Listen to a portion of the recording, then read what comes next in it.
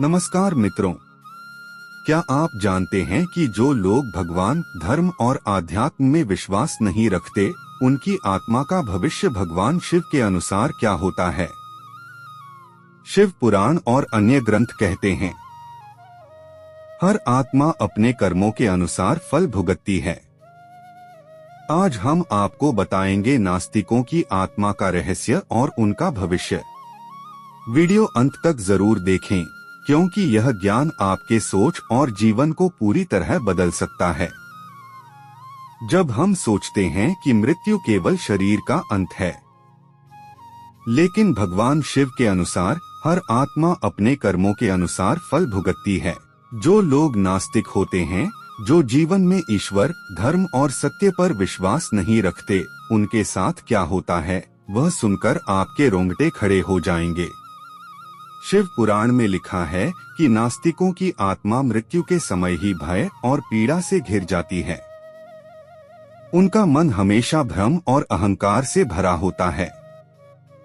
मृत्यु के क्षण में जब शरीर का अंत होता है, उनकी आत्मा उन कर्मों की भारी श्रृंखला के बोझ के साथ बाहर निकलती है। यह आत्मा उस समय केवल डर, शोक और पछतावे की अनुभूति करती है, क्योंकि उसने कभी जीवन में सत्य और भक्ति को अपनाया ही नहीं।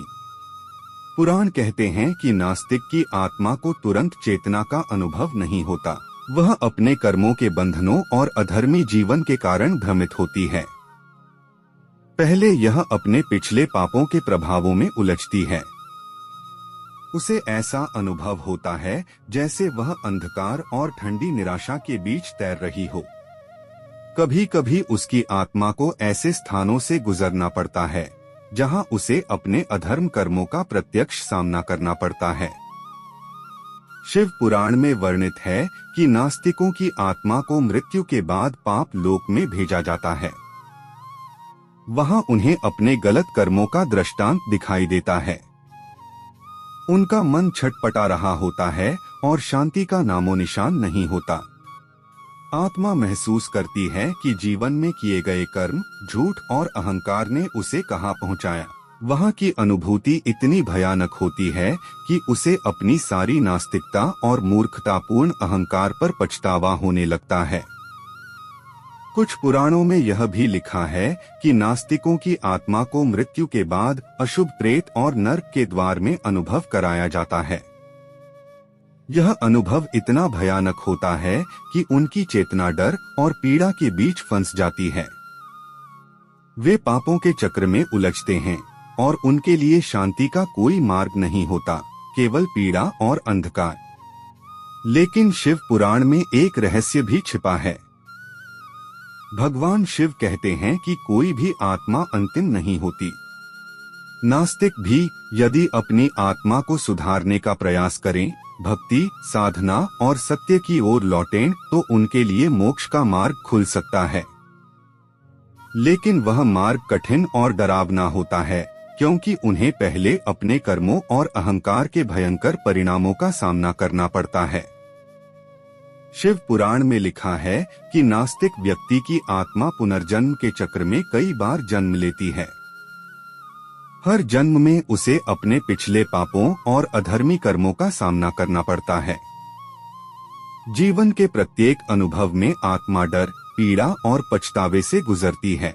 कभी कभी यह अनुभव इतना तीव्र होता है कि आत्मा का अस्तित्व डर और अंधकार में फंस जाता है। लेकिन भगवान शिव की कृपा से भी यह सुधार संभव है। यदि नास्तिक व्यक्ति अपने कर्म सुधारता है, सत्य और धर्म की ओर बढ़ता है और भक्ति और सेवा अपनाता है, तो उसकी आत्मा धीरे धीरे शुद्ध होती है। वह मोक्ष की ओर अग्रसर हो सकती है। यह प्रक्रिया भयावह और कठिन होती है, और यही शिव पुराण का रहस्य है। शिव पुराण कहते हैं कि आत्मा चाहे कितनी भी भ्रमित क्यों न हो, भक्ति और साधना के मार्ग पर आने पर भगवान उसे मार्गदर्शन देते हैं। नास्तिक व्यक्ति की आत्मा को अपने पापों और अहंकार का सामना करना पड़ता है, लेकिन सुधार का अवसर हमेशा मौजूद होता है। इसलिए नास्तिक व्यक्ति की आत्मा मृत्यु के बाद केवल शरीर का अंत नहीं होती। यह यात्रा डरावनी, पीड़ा और पछतावे से भरी होती है।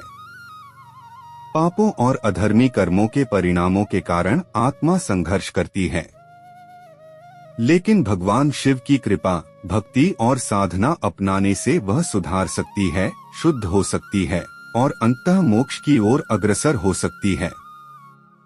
यही शिव पुराण का सबसे बड़ा रहस्य है।